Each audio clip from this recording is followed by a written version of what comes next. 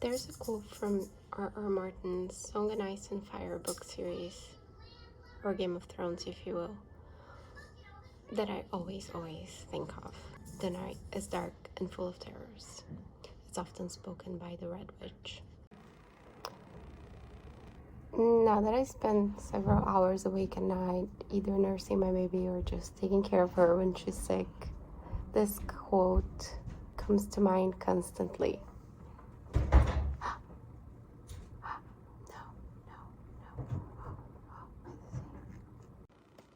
It's during those silent late nights, early morning moments that I experience fear and despair. A simple cold becomes a deadly disease.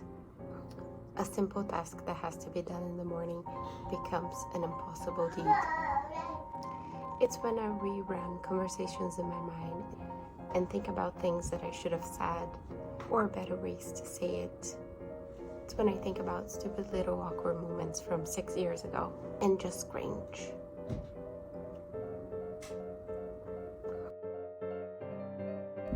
It's when I obsess about worst case scenarios and my worst fears coming through. And this is just to say about my personal issues. When I think about current news, wars, crime, deaths, tyranny, the night gets really dark and full of terrors.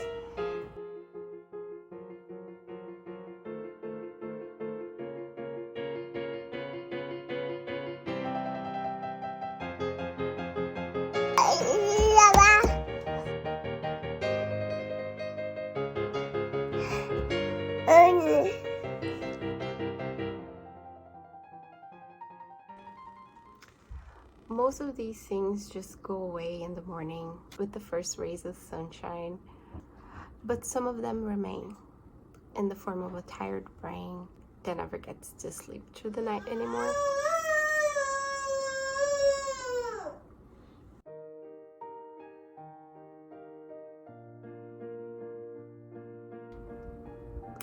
But I also think about another quote that I love, or rather a lyric by Leonard Cohen. There's a crack in everything, and that's how the light gets in. And I'm not here to complain. There's only shadow where there's light. So let this video be about light.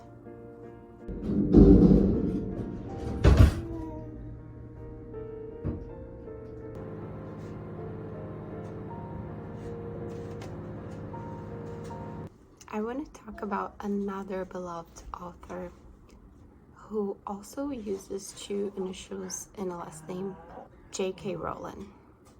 A bit controversial to some, particularly those who form their opinion by reading BuzzFeed News rather than the source herself.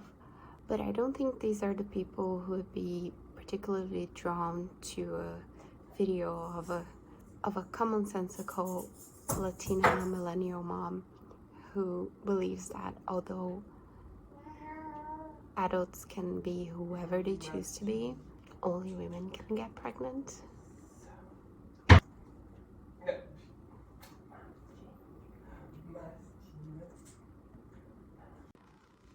But I digress. J.K. Rowling, who's still my idol, made a speech at Harvard once, and it's beautiful and inspiring. I'll leave you a link to the transcript of her commencement speech below, but to sum up, she spoke about the benefits of failure. If you don't know, she had a pretty difficult and even tragic life, particularly when she was in her 20s. She was really poor, a single mom. Her ex-husband was violent. We all know she overcame everything to become one of the most successful authors of our lifetimes. But at the time she was suffering, she didn't know when or if there would be light at the end of the tunnel. In her speech, she said, "So why do I talk about the benefits of failure? Simply because failure meant a stripping away of the inessential.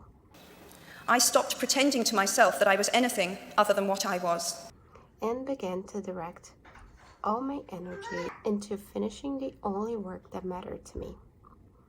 Had I really succeeded at anything else, I might never have found the determination to succeed in the one arena I believed I truly belonged. I was set free because my greatest fear had been realized, and I was still alive, and I still had a daughter whom I adored, and I had a note typewriter and a big idea. And so rock bottom became the solid foundation on which I rebuilt my life. This is so profound and inspiring, so comforting, it feels like a mother's hug.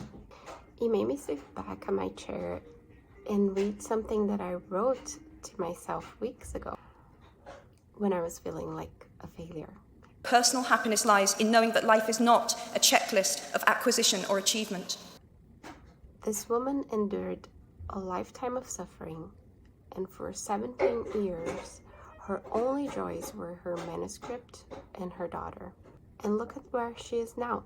Her beloved story about an abandoned, unloved child who learned he was a powerful wizard. You're a wizard, Harry. I'm a what? With the power to destroy evil with his own hands, changed the course of worldwide literature and pop culture forever. It brought so much value to the world that she's now a billionaire. I mean, who cares if leftists hate her now for her tweets about transgenders? Or if fundamentalist Christians hated her in the early 2000s for teaching witchcraft to kids. In the grand scheme of things, this woman is a hero. We do not need magic to transform our world. We carry all the power we need inside ourselves already. We have the power to imagine better. And you would think that it's enough what she said about benefiting from failure, but wait to hear the second part of her speech when she talks about the humbling experience of working for Amnesty International. Every day of my working week in my early 20s, I was reminded how incredibly fortunate I was to live in a country with a democratically elected government where legal representation and a public trial were the rights of everyone. Every day, I saw more evidence about the evils humankind will inflict on their fellow humans to gain or maintain power. And yet, I also learned more about human goodness at Amnesty International than I had ever known before. Being a millennial with little to no prospects already puts you in a position of disadvantage compared to previous generations. Our parents and grandparents had their entire lives figured out, a property and a formed family by the time they were 35. The average millennial in 2024 can barely afford groceries and rent. My husband and I, for once, decided to invest all our life savings into migrating to a country with better opportunities, which may put us in an even worse position than the average millennial of said country. But do you know who's got it way worse than us? It's people living in poor countries with tyrannical governments. People in Venezuela, North Korea, even my country, Brazil, now has its own political prisoners and a prisoner president, for God's sake. Bad government, corruption, unemployment, not being able to provide for your family. I'm one of the lucky ones. And if you're watching this on YouTube right now, you're probably one of the lucky ones too. As J.K. Rowling puts it, humans can learn and understand without having experienced. They can think themselves into other people's places. We have the power to remove ourselves from our own misfortunes and self-centeredness and imagine other situations. then we can go back and be grateful for whatever our shortcomings are. They could be way worse, and they could be better, and that's why we keep going. As I kept thinking about this, I realized, wait, isn't that the power of the prefrontal cortex? In brain anatomy, this is the area responsible for empathy. And not only that, it's also responsible for long-term planning and execution. Maybe it's not a coincidence that in her speech, Rowling talked about these two things. Maybe that's the antidote for all those dark nights full of terrors. Brought to you by Harry Potter's creator. Let us keep going, keep doing our thing, whatever our thing is. Let us strip ourselves away from the inessential fears, inessential worries, inessential people, inessential clutter, inessential worrying if we should be doing what we're doing, the inessential pretending to be someone we're not, the inessential fear that we don't have what it takes. We may not find worldwide